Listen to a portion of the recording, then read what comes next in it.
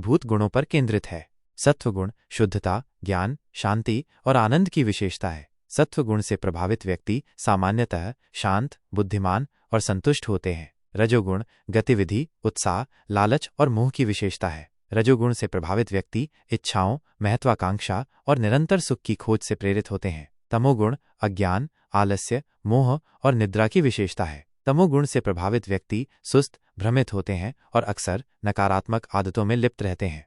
प्रमुख बिंदु चेतना पर प्रभाव। ये तीनों गुण न केवल हमारे कार्यों को प्रभावित करते हैं बल्कि हमारे विचारों, भावनाओं और समग्र चेतना को भी आकार देते हैं। जन्म मृत्यु का चक्र। गीता बताती है कि हमारे कर्म और उनके परिणाम स्वरूप होने वाले कर्मफल हमें जन्म और मृत्यु के चक्र में बांधते हैं। इन गुणों की हमारे स्वभाव में प्रधानता हमारे भविष्य के जीवन में हमारे अनुभवों को निर्धारित करती है। मोक्ष अंतिम लक्ष्य इन तीनों गुणों के प्रभाव से मुक्ति पाना है। सत्वगुण को विकसित करके और रजोगुण और तमोगुण के प्रभाव को धीरे धीरे कम करके कोई भी जन्म और मृत्यु के चक्र से मुक्ति प्राप्त कर सकता है। मोक्ष का मार्ग अध्याय ज्ञान और वैराग्य। वैराग्य के अभ्यास को इन गुणों के प्रभाव को दूर करने के लिए महत्वपूर्ण बताता है।